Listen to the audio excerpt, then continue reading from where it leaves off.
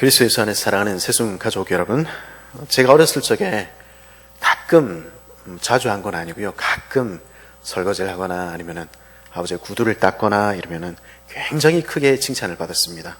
용돈도 받고요. 그런 칭찬을 듣고 있으면 저도 모르게 이제 어깨가 좀 으쓱해지는 거죠. 제가 뭔가 대단한 일 한 것처럼 느껴지고, 내가 중요한 사람인 것처럼, 중요한 일 한 것처럼, 역시 나 없으면 이 집안이 안 돌아가는구나, 이렇게 생각하게 되는 것이죠. 근데 제가 아빠가 돼 보니까 이게 그렇지가 않더라고요. 자꾸 저희 아들 없죠. 저희 아들 얘기를 해서 좀 그런데, 제가 커피 한 잔만 타다 줄래? 뭐 이렇게 이야기를 해도 시켜놓고도 불안한 겁니다. 혹시 쏟진 않을까? 오다가 컵을 깨진 않을까? 조마조마해서 제가 시켜놓고는 제가 부엌에 따라가서 걔 뒤를 졸졸졸 따라오고 있는 자신을 발견한 것이죠. 차라리 내가 타먹고 말지. 아들 녀석에게 시켜놓으면 힘은 힘대로 들고 일은 일대로 안 되고, 아마 제 부모님도 그러지 않으셨을까 하는 생각을 하게 됩니다. 그런데요, 좋은 부모들은 어떻게 합니까? 끝까지 참아주고 칭찬해주며 격려해줍니다. 사실은요, 칭찬해주고 싶어서 시키는 거죠. 그래서 뭔가 조그만 것 하나 잘 해내면 마치 대단한 것 하는 것처럼, 대단하다, 역시 너 없으면 안 돼, 이렇게 이야기해 주는 것입니다. 저는 아마도 조금 나쁜 부모가 돼서 그런지 별로 안 중요한 일은 시키고 중요한 일은 시키질 않습니다. 하지만 정말 좋은 부모들은 아마도 그런 중요한 일조차 자기 자녀들을 자꾸 동참시키겠죠. 그래서 더 크게 칭찬해 주고 싶어 하는 것입니다. 오늘 우리가 읽은 말씀의 바로 앞부분에는요, 십자가의 그리스도 얘기가 등장을 합니다. 그리고 바로 뒤에는요, 예수 그리스도의 부활 이야기가 등장합니다. 사실 이 예수 그리스도의 죽음과 부활, 이 이야기는요, 하나님의 구원 역사에 있어서 가장 절정에, 가장 클라이막스에 해당하는 이야기입니다. 태초부터 종말까지 이어지는 그 하나님의 위대한 이야기의 가장 절정이, 온 우주의 역사를 통틀어 보아도 십자가에서 영광에서 부활의 영광으로 이어지는 이 이야기만큼 중요한 이야기는 없는 것입니다. 왜 그렇습니까? 왜냐하면 바로 그 십자가에서, 그리고 바로 예수님의 부활에서 하나님이 누구신지가 가장 분명하게 드러났기 때문입니다. 우리는 계시라는 말을 알지 않습니까? 근데 사람들은 흔히 계시라는 말을 무슨 꿈속에서 보았거나 아니면 영험한 어떤 신비한 체험을 했거나 이런 정도로 생각을 하곤 하는데요. 사실은요, 계시는 그것보다 훨씬 큰 의미를 갖고 있는 이야기입니다. 계시라는 건요, 하나님이 자신을 열어 보이시는 것입니다. 하나님이 자신이 누구신지 분명히 우리에게 말씀해 주시는 것, 그것을 가리켜 우리는 계시라고 합니다. 그러기에 우리는 이 십자가와 부활을 가리켜서 계시의 절정이다, 이렇게 이야기합니다. 왜냐하면 거기서 하나님이 누구신지 우리는 분명히 알게 되기 때문입니다. 오늘 본문의 앞과 뒤에 나타난 하나님은 어떤 분이십니까? 23장 34절은 이렇게 이야기하죠. 이에 예수께서 이르시되 아버지 저들을 사하여 주옵소서, 자기들이 하는 것을 알지 못함이니이다 하시더라. 자기를 버리고 십자가에 매단 그 사람들을 향해서 그들까지도 용서하시는 분이 우리 하나님 아버지시다 하는 것이 드러나고 있는 것입니다. 42절, 43절 우리 같이 한번 읽어볼까요? 23장 42절, 43절 같이 한번 읽어보겠습니다. 시작. 이르되 예수여 당신의 나라에 임하실 때에 나를 기억하소서 하니 예수께서 이르시되 내가 진실로 내게 이르노니 오늘 내가 나와 함께 낙원에 있으리라 하시니라. 여기 드러난 하나님은 어떤 분이십니까? 십자가에 죽어 마땅한 강도까지도 구원하시기를 기뻐하시는 분입니다.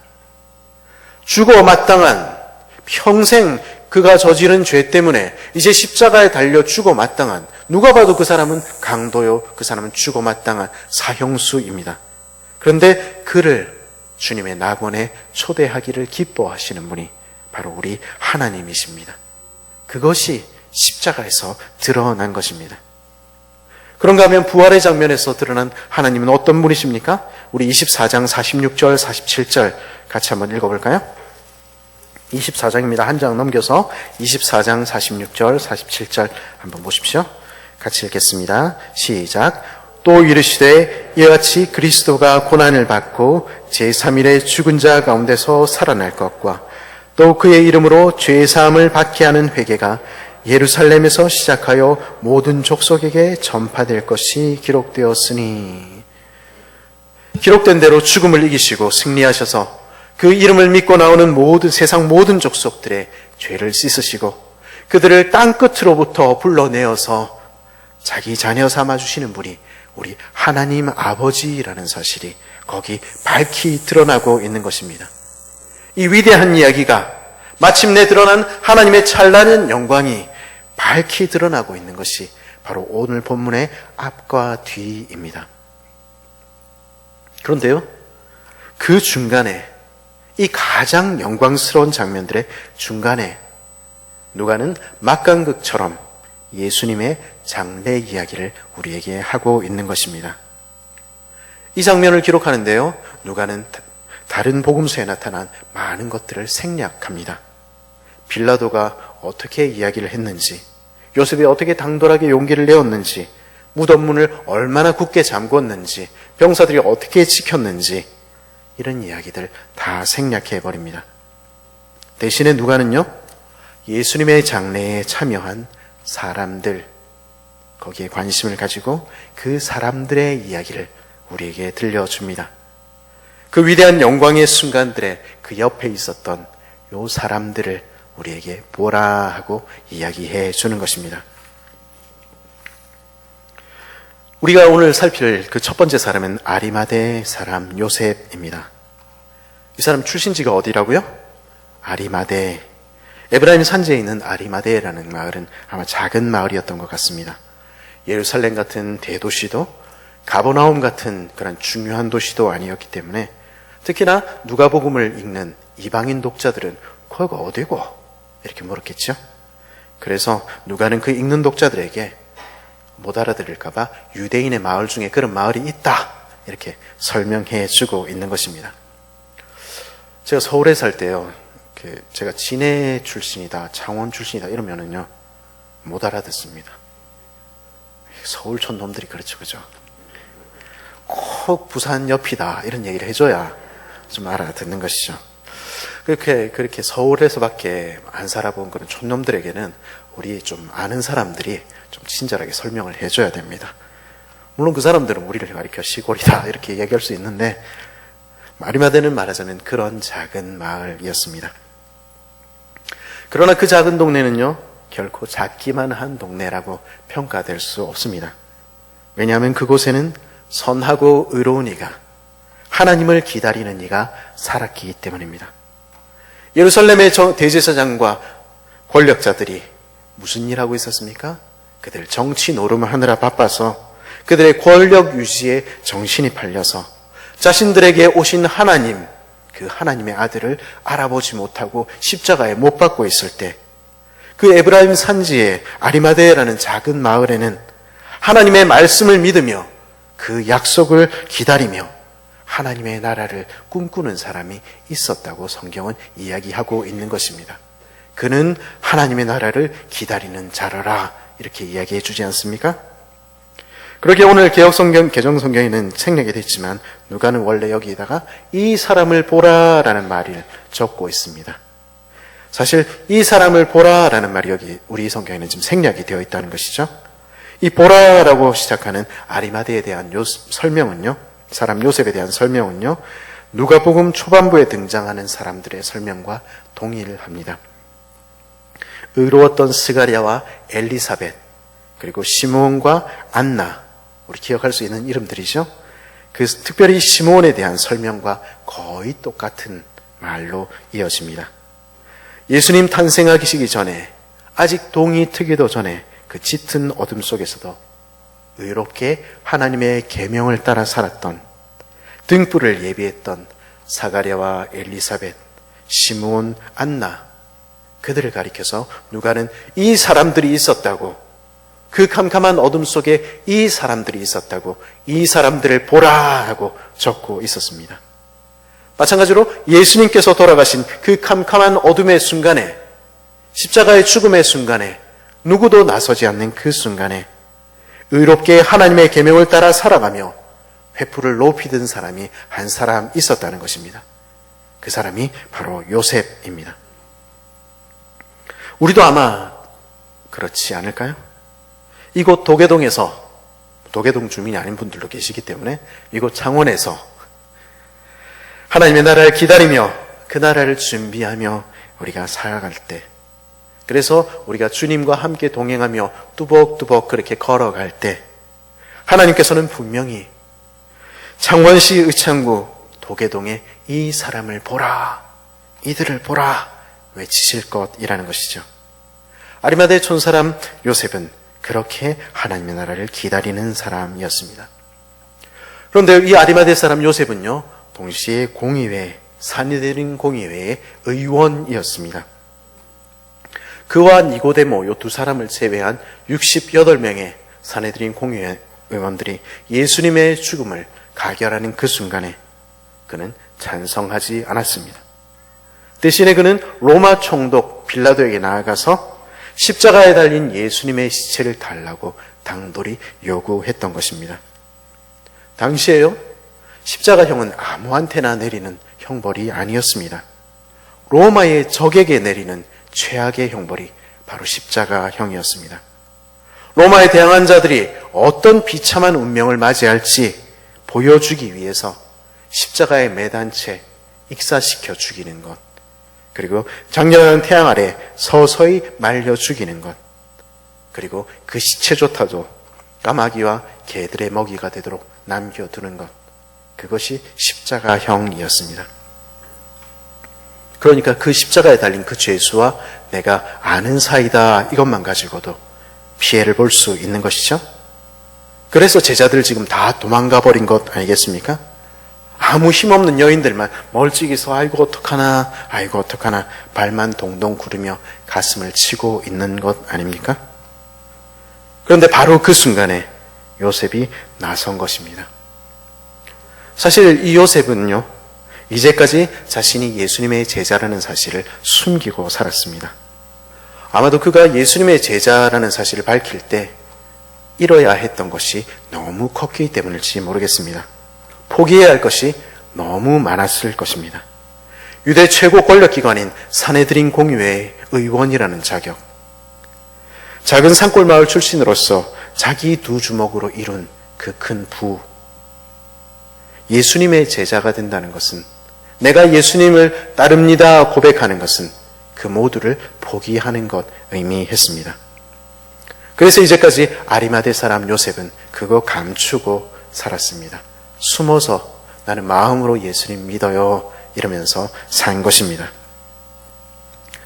그러나 사도라 불리던 예수님의 제자들이 모두 도망치는 그 순간에, 모두가 두려워하여 예수님의 시체를 멀찍이서 보고만 있는 그 순간에 아리마대 사람 요셉은 자신의 마음을 두드리시는 성령의 음성을 들은 것입니다. 지금이 내가 나서야 할 때다.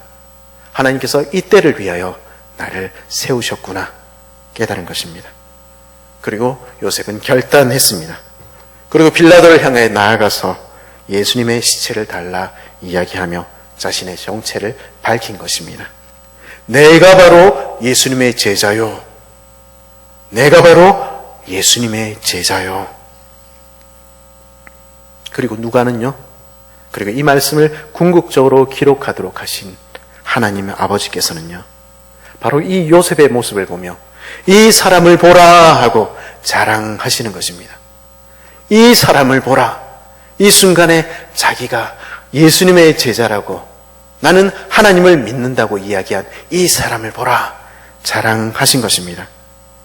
요셉의 바로 그 순간의 헌신을 통하여 그리스도의 장례가 치러졌을 뿐 아니라 더 나아가 하나님의 말씀이 성취될 수 있었다고 이야기하시는 것입니다. 이사야 53장 9절에 뭐라고 얘기하고 있습니까? 그의 무덤이 악인들과 함께 있었으며 그가 죽은 후에는 부자와 함께 있었도다. 이 예언의 말씀이 하나님의 그 원대한 구원의 계획의 한 조각이 바로 그 사람 요셉의 순간의 헌신을 통해서 이루어졌다는 것입니다. 그것 하나님 자랑하시는 것입니다. 아리마대 사람 요셉은요, 예수님의 시체를 아직 사람을 장사한 일이 없는 바위에 판 무덤에 넣었습니다. 바위에 판 무덤이라는 말은요, 바위로 이렇게 큰 동굴을 마서 만들고 그 안에다가 묘실을 여러 개 만드는 일종의 선산입니다. 아브라함이 우리가 산 헤브론의 막벨라 굴 기억할 수 있죠? 그 무덤을 사서 아브라함은 동굴을 사들여서 자신으로부터 시작하는 그 가문의 선산을 거기 만든 것입니다. 그곳에 아브라함과 그 아내 사라가 묻혔고요. 이삭과 그의 아내 리브가가, 야곱과 그의 아내 레아가 대대로 거기 묻힌 것입니다. 이러보건대 아리마대 작은 마을에서 태어났지만 큰 부를 이룬 요셉은 이제 예루살렘 근교에 자신으로부터 시작하는 자신과 후손들이 묻힐 선산을, 묘를 마련했던 것 같습니다. 그로써 이제 우리 집안이, 우리 가문이 이제 여기 일어섰다 보여주고 싶어 했던 것이죠. 그런데 지금 어떻게 하고 있습니까?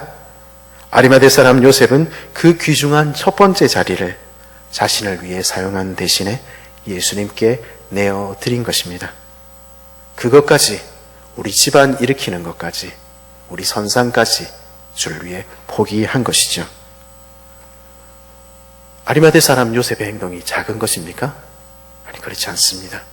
그는 정말로 큰 것을 희생한 것이죠.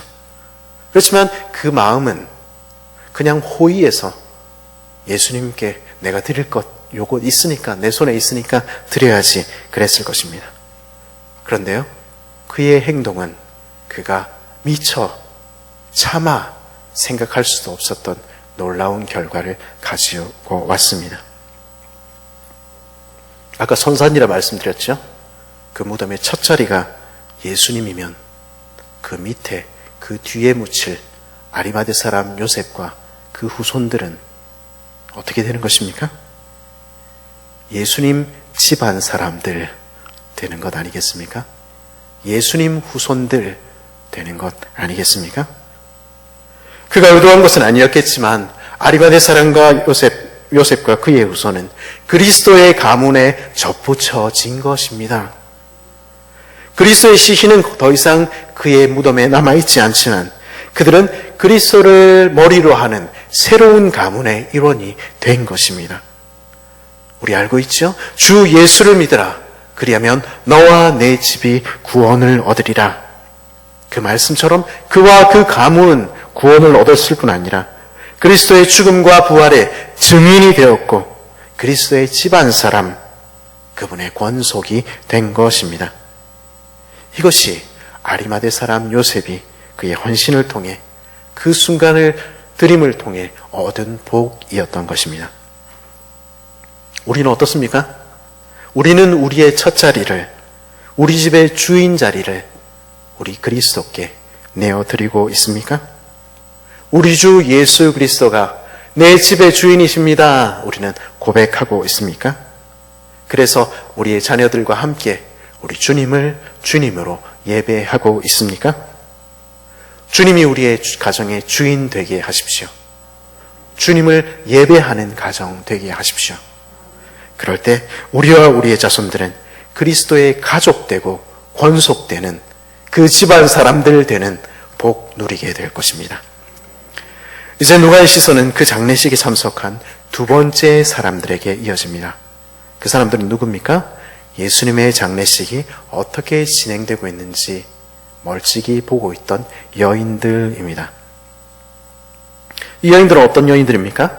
갈릴리로부터 예수님을 따라온 여인들이었습니다. 그리고 그들은 모든 군중이 다 떠나가는 그 순간에도 십자가를 떠나지 못하고 그 아래서 서 있던 사람들이었습니다. 이 여인들은요, 예수님 정말로 사랑했습니다. 근데요, 동시에 이 여인들은 아무 힘이 없는, 아무 능력이 없는 무력한 여인들이기도 했습니다. 예수님께서 십자가에 매달려 계시는데 그녀들로서는 할 수 있는 일이 아무것도 없었던 것입니다. 그 당시 지중해 사회에서는요, 여성들의 지위라는 것은 정말로 차별을 당하고 아무것도 아니었습니다. 사람 숫자 셀 때도 안 들어가지 않습니까? 그것도 피식민지의 여인이 로마 총독에게 나가서 뭐를 요구한다? 있을 수 없는 일이죠. 그래서 그녀들은 그저 발만 동동 구르며 가슴만 치며 십자가에 달린 주님 곁에서 눈물만 흘릴 뿐이었습니다. 그저 바라만 보고 있었습니다. 다행히 뜻밖의 아리마대 사람 요셉이라는 제자가 나서서 예수님의 시체를 수습해서 장사 지냈습니다. 근데 다른 말로 하면 어떻게 됩니까? 그녀들은 이번에도 할 일이 아무것도 없었다는 뜻입니다. 큰 부자이자 사내들인 공회의 의원인 아리마대 사람 요셉이 무덤에 판 부자의 무덤을 제공하고 또 다른 사내들인 공회의 회원인 니고데모가 30kg이 넘는 왕의 장례에나 어울릴 법한 막대한 양의 향품과 향유를, 비싼 세마포를 가지고 예수님의 시체를 감쌀 때 가난한 그녀들은 끼어들 여지가 없는 것이죠. 그러기에 그녀들은 이번에도 그저 바라만 보고 있었습니다. 그래도 혹시나 모자란 부분이 있을까 싶어서, 그래도 주님께 대한 내 사랑 표현하고 싶은 마음이 들어서 서둘러 밤이 오기 전에 야시장으로 향했습니다. 그래서 그들의 있는 힘껏 있는 돈 다 털어서 향품과 향유를 준비했습니다. 그리고 우리가 알듯이 안식일 다음 날 새벽부터 예수님의 무덤을 찾았습니다. 그런데요, 이번에도 그녀들이 할 수 있는 일은 아무것도 없었습니다. 가보니까 어떻습니까? 이미 돌은 굴러가 있었고 무덤은 비어 있었던 것입니다. 그녀들은 이번에도 아무것도 하지 못한 것입니다. 그녀들의 향품은 드려지지 못했습니다. 그녀들은 그저 주님의 텅 빈 무덤을 그저 망연히 또 바라보고만 있을 뿐이었습니다. 십자가의 주님을 바라보고, 주님의 장례를 바라보고, 텅 빈 무덤을 바라보고, 그저 바라보는 것 말고는 그녀들이 할 수 있는 일은 없었습니다.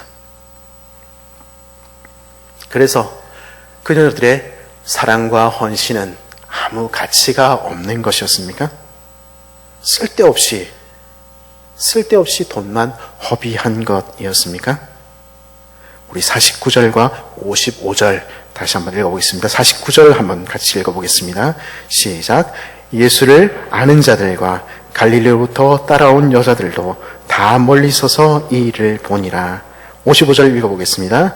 갈릴리에서 예수와 함께 온 여자들이 뒤를 따라 그 무덤과 그 시체를 어떻게 두었는지 보고.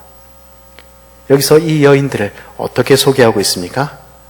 갈릴리로부터 따라온 여자들, 갈릴리로부터 예수와 함께 온 여자들, 이것이 그 여인들을 소개하는 말입니다.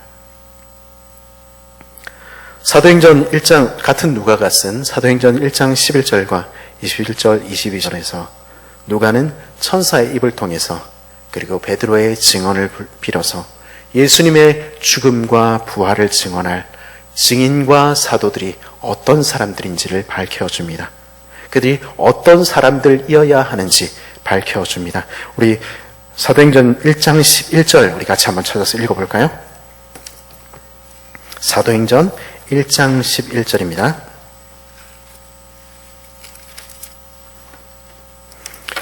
예, 함께 읽겠습니다. 시작. 이르되 갈릴리 사람들아 어찌하여 서서 하늘을 쳐다보느냐. 너희 가운데서 하늘로 올려지신 이 예수는 하늘로 가심을 본 그대로 오시리라 하였느니라. 예, 21절 22절 한번 같이 읽어보겠습니다. 사도행전 1장 21절 22절입니다. 시작. 이러므로 요한의 세례로부터 우리 가운데서 올려져 가신 날까지 주 예수께서 우리 가운데 출입하실 때에 항상 우리와 함께 다니던 자 중 하나를 세워 우리와 더불어 예수께서 부활하심을 증언할 사람이 되게 하여야 하리라 하거늘. 뭐라고 이야기합니까? 갈릴리 사람들. 그 부활의 증인들이 누구라고요? 갈릴리 사람들이라는 것입니다. 그 부활의 증인들, 사도가 된 사람들은 어떤 사람들입니까? 항상 우리와 함께 다니던 사람들, 이렇게 표현하고 있는 것입니다. 우리가 아까 뭐라고 읽었죠? 갈릴리로부터 온 여인들, 항상 주님과 함께 있었던 여인들, 우리 그렇게 읽지 않았습니까? 이 말을 통해서 누가는요, 그리고 하나님께서는요, 말씀하고 계시는 것입니다. 그저 그 자리에 서 있기만 한 것처럼 보이는 그 여인들이야말로 바로 주님의 가장 중요한 증인들이었다고, 교회를 세워간 사람들이었다고 증언하시는 것입니다.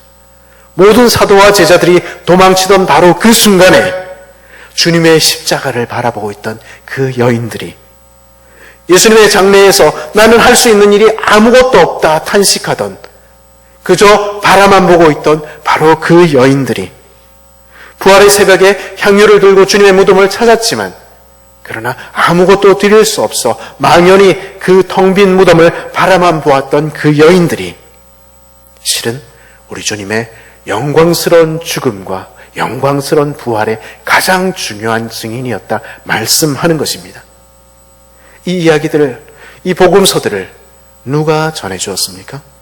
그 여인들의 입을 통해서, 그 사도들의 증언을 통해서 주님께서는 이 사건들을 우리에게 증언하고 계시는 것입니다. 그녀들을 통해서 복음이 전파되었고 교회가 세워졌다 말씀하시는 것입니다. 그녀들은 스스로 무력한 여인들, 아무것도 아닌 여인들, 작은 여인들이라 생각했을 것입니다. 그러나 주님께 그 사랑 표현하고 싶은 그 마음 때문에 내가 지금 할 수 있는 것, 그 모든 광경을 내 눈에 담아두는 그것 했을 때 하나님께서는 그녀들을 통해서 하나님의 위대한 큰 일이 완성될 수 있었다고 자랑하시는 것입니다. 그리고 이들을 그리스도의 죽음과 부활의 그 영광스러운 그 위대한, 온 세상의 우주의 역사에서 가장 위대한 그 영광에 바로 곁에 세우시며 이들을 통하여 바로 이 일이 너에게 전해졌다 소개하시는 것입니다. 그녀들의 이름을 영원히 기억되도록 만드시는 것입니다. 그러면 우리에게 말씀하십니다. 보라, 이 여인들을 보라 말씀하시는 것입니다. 그리스도 예수 안에서 사랑하는 새순 가족 여러분, 우리 하나님은 어떤 분이십니까? 우리 하나님은요, 사실 우리가 필요치 않으신 분이십니다. 우리 없어도 모든 것 다 해낼 수 있는 분, 그분이 우리 하나님 아니십니까? 내가 무엇 드린다고 그것이 하나님께 실질적인 도움이 되겠습니까? 우리가 아무리 큰 일을 한다고 한들 그것들이 주님의 영광을 1만큼이라도 더할 수 있겠습니까? 그러나 하나님께서는요, 그 하나님의 큰 일을, 그 하나님의 영광을 사람을 통하여, 주께 헌신한 자기 백성들을 통하여 이루시기를 기뻐하시는 분이십니다. 하나님께서는 우리의 작은 일들, 작은 헌신들을 통해 비록 크게 헌금하는 일이나 직분을 맡고 앞에서는 그렇게 눈에 보이는 일 말고라도 교사와 순장으로 섬기는 일, 기도하는 일, 청소하는 일, 차량 봉사하는 일, 안내하는 일, 서로를 향해서 웃어주고 손잡아주는 그 모든 일들을 통하여 교회가 세워져 간다 말씀하시는 것입니다. 그 섬김의 자리로 너희가 서로 섬기며 이 교회를 세워가라 말씀하시는 것입니다. 왜 그렇게 하십니까? 나 없으면 안 될 것 같아서요? 그렇지 않습니다. 바로 자랑하고 싶어서 우리 하나님 그렇게 하십니다. 우리의 작은 헌신을 사용하시며 높이 들어서 우리 하나님은 우리를 세상을 향해, 온 우주를 향해 자랑하고 싶어 하시는 것입니다. 오고 오는 세대를 향해 자랑하고 싶어 하시는 것입니다. 그래서 이 하나님의 일에, 이 하나님의 위대한 역사에 우리를 동참시키시는 것입니다. 부모는 그 자식 자랑하고 싶어 하지 않습니까? 하나님께서도 그러신 것입니다. 이 사람을 보라. 나를 위해 순간을 들인 이 하나님의 나의 자녀들을 보라. 말씀하시며 우리의 이름을 영원히 기억되게 하고 싶어 하시는 것입니다. 인생에 불과한 우리를 높이 드셔서 하나님의 그 영광에 동참하도록 하시는 것입니다. 할 수 있는 일이 없습니까? 나는 부족해서 내가 뭘, 그렇지 않습니다. 오늘 내가 주님 사랑하기 때문에, 오늘 내가 주님의 제자이기 때문에 이 순간에 내가 주님을 위해서, 성도들을 위해서 무엇 할 수 있는지 한번 생각해 보십시오. 불편한 어르신들 교회에 들어오고 나가실 때 문 잡아주는 일, 그거는 우리 할 수 있잖아요. 울고 있는 아이들 안고 타독타독 해주는 그 일, 우리 할 수 있잖아요. 격려하고 위로하며 위에서 기도해주는 일에는 은퇴가 없습니다. 그렇지 않습니까? 바로 그것 행할 수 있는 저와 여러분 되었으면 좋겠습니다. 그래서 우리의 순간을 들여서 영원을 사는 그런 복된 저와 여러분 되시기를 간절히 바랍니다.